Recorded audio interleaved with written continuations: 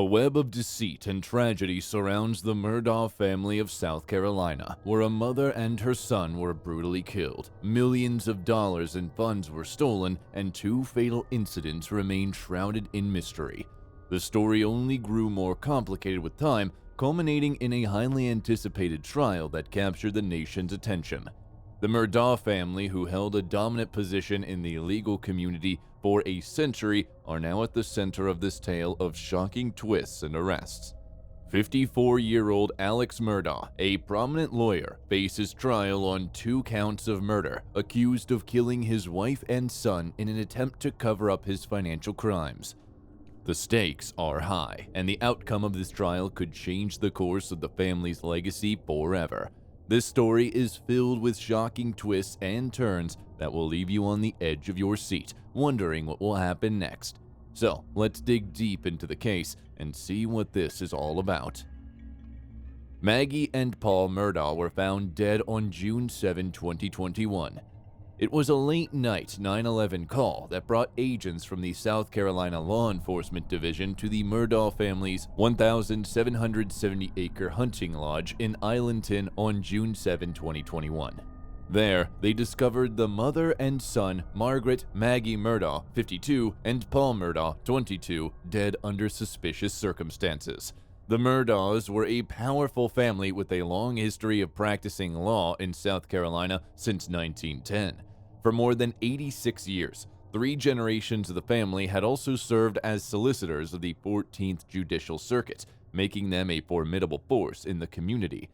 But the family's legacy was thrown into question after the discovery of the murders, leaving Maggie's husband, Alex Murdaugh, and son Richard, aka Buster, as the only surviving members. The investigation took a dark turn when it was revealed that Paul was awaiting trial in connection to a 2019 boat crash that left a young woman dead. Y'all know Alex Murdaugh? Yeah, I know that name. That's his son. That's so driving the boat. Good luck. In April of that year, Paul was arrested and charged with 1 count of boating under the influence, causing death, and 2 counts of causing significant bodily injury. Court records showed that Paul had allegedly been drinking when he got behind the wheel of a boat with 5 passengers, crashing into a bridge piling at 2 a.m. The victim, Mallory Beach, 19, was thrown from the boat, and her body was discovered a week later. Paul had pleaded not guilty, and a trial date had not yet been set. In the days following the murders, Alex's brothers appeared on Good Morning America, claiming that Paul had been threatened online before his death and insisting that Alex had nothing to do with the murders of his wife and son. But the investigation continued, and the shocking details of the Murdaugh family secrets began to unravel, leading to a trial that has the nation on the edge of its seat. Murdaugh Country. Enter the ominous world of Murdaugh Country, a sprawling South Carolina district adorned with the picturesque salt marshes and shimmering waterways.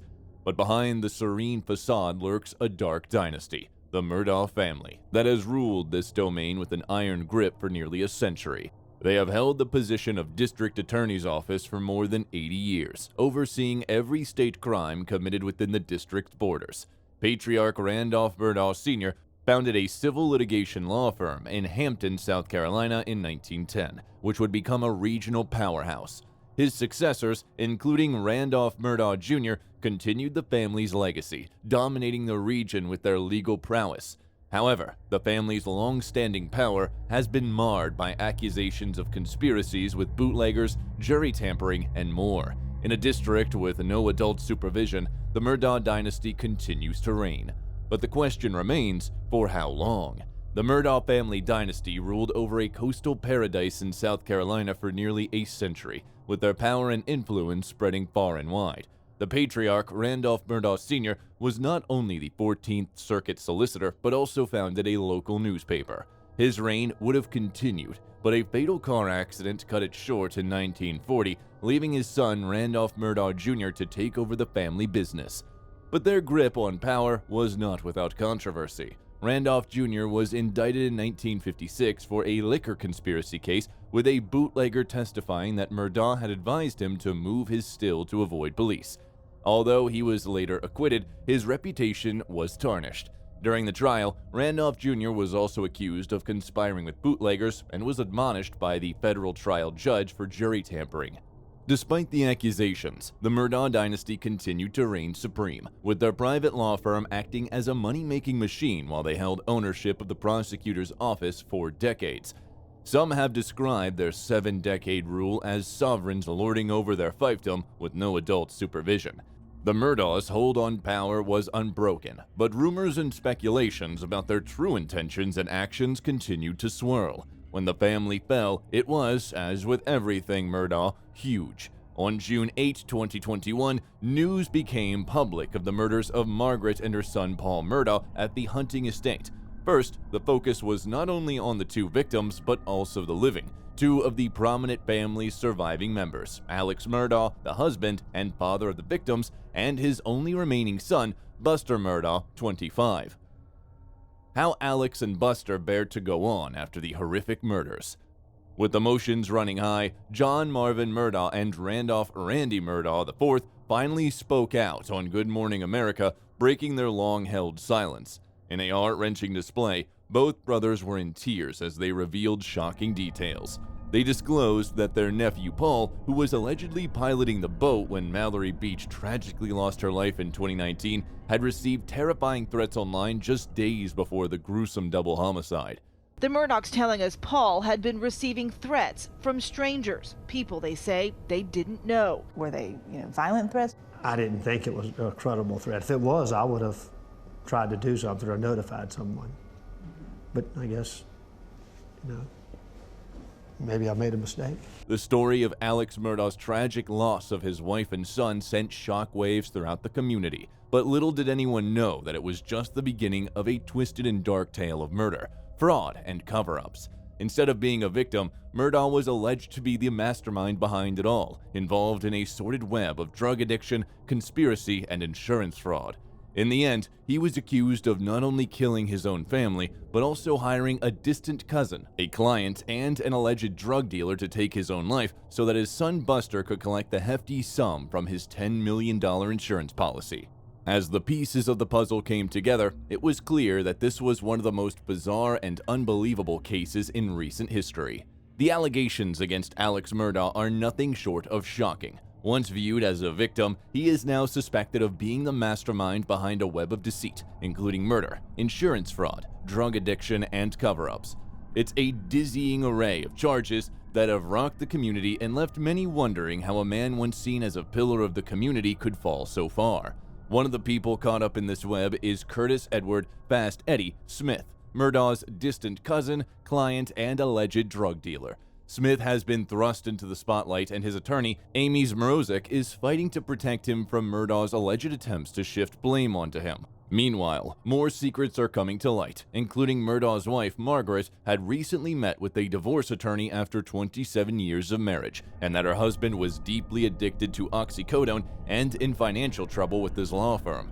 Margaret had even confided in a friend that she felt something was fishy and that her husband was up to something. It's a tangled web of deceit that seems to be unraveling with each passing day, and the truth may be even more shocking than anyone could have imagined. In the chaotic aftermath of the double homicide, Alex Murdaugh adamantly professed his innocence. Mr. Griffin, I didn't shoot my wife or my son anytime.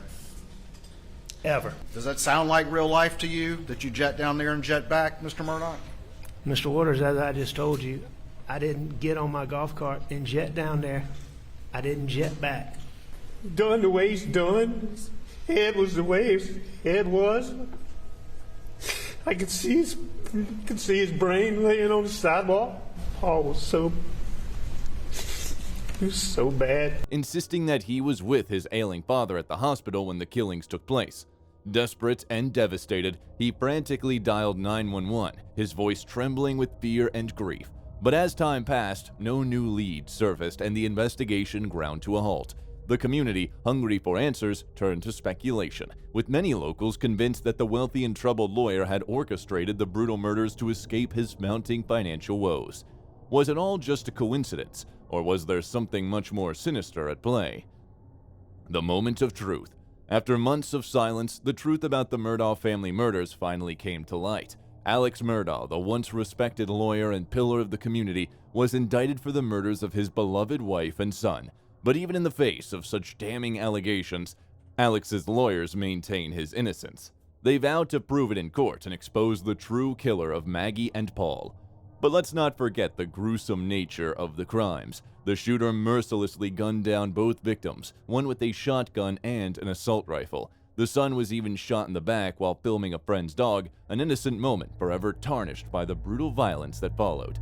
And yet, as horrific as it all was, some speculate that it may have been a calculated move on Alex's part. With mounting financial problems and the threat of being caught by his law firm, did he resort to hiring a hitman to take out his wife and, unknowingly, his son? Country star Reba McEntire's remake of the 1972 Vicki Lawrence murder ballad, The Night the Lights Went Out in Georgia, warns against trusting backwoods Southern lawyers with your soul. And some who followed the Murdaugh family murders on Reddit believed that Reba had a point. At first, the Murdaugh family closed ranks around Alex in the aftermath of the killings. Randy Murdaugh tearfully expressed shock that someone could intentionally murder family members, especially in their tight-knit community. I mean, we see it in the world, we see it on the news, but you don't think it's going to happen in your small community, to your family, he said in a TV interview. During their Good Morning America interview, the Murdaugh brothers failed to address a crucial element of the murder investigation: disturbing undercurrents of American society that allows secrets to fester and corruption to flourish. In the public eye, wealthy and successful families like the Murdaughs are elevated to a pedestal of perfection. They are portrayed as the embodiment of the American dream, an idea that is touted by media and celebrated by the masses. But time and time again, this image of perfection is shattered by scandal, crime, and corruption, leaving the public to gawk in fascination and disbelief. The question on everyone's mind is always the same: how could such a seemingly perfect family fall so far? Legal charges on Alex Murdaugh. On November 19, 2021, Alex Murdaugh was indicted by the state grand jury on 27 charges related to embezzlement and other crimes, including breach of trust, fraudulent intent, money laundering, computer crimes, and forgery. The victims of these crimes were patrol officers Thomas L. Moore, Dion J. Martin, Gloria Satterfield, Murdaugh's former housekeeper, and Manuel Santos Cristiani. A man who stole money from the very family of the housekeeper that helped raise his kids. He had all that money.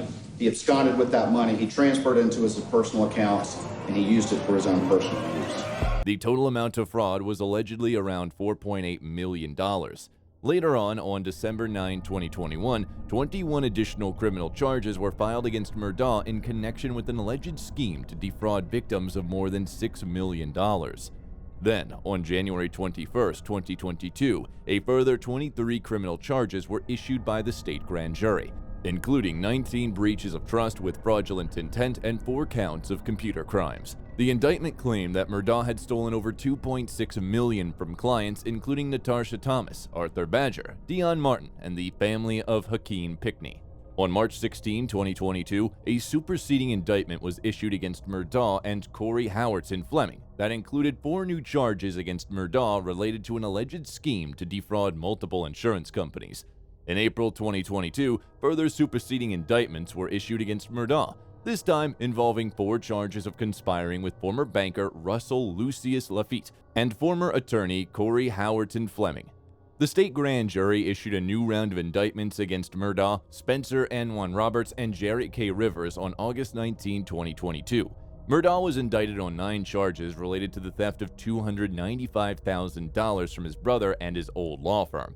In total, the indictment suggested that Murdaugh may have stolen a staggering $8,789,447.77 from more than a dozen people. The crimes allegedly date back to at least 2011. According to indictments, Murdaugh was secretly negotiating settlements from his clients, paying them only enough to satisfy them while keeping the rest for himself. His clients were often minorities who were not well off, including a state trooper, family friends, a deaf man, and an immigrant living in the country illegally.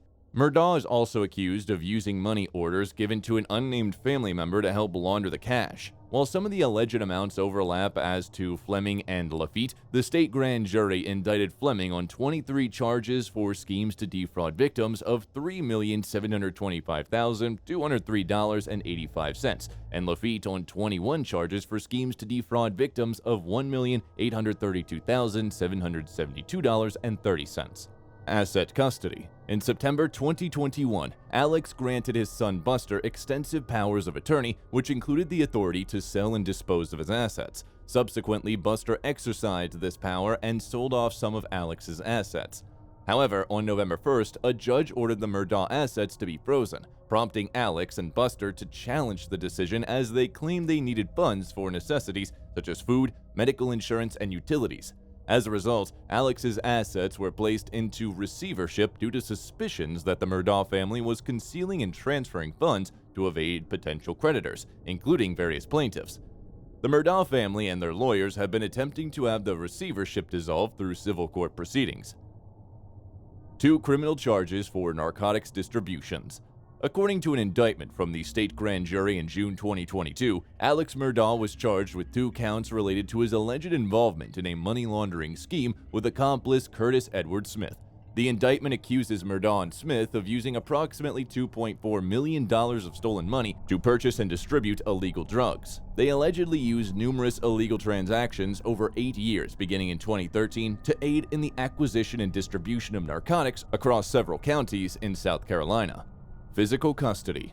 It was a day of mixed emotions for Alex Murdaugh on October 14, 2021. On one hand, he was released from a drug rehab facility in Orlando, which should have been a moment of relief and hope for him. But then, the South Carolina Law Enforcement Division, SLED, took him into custody for 2 felony counts of obtaining property by false pretenses, related to the Satterfield case.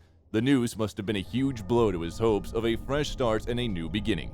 To make matters worse, Murdaugh had only been slapped with a $7 million bail on the fraud charges, which he couldn't pay, so he had no choice but to remain behind bars. Even worse, after the murder charges of his wife and son, he was denied bail entirely. So from that fateful day in October 2021, Murdaugh had been languishing in custody at Alvin Glen Detention Center in Richland County with no end in sight.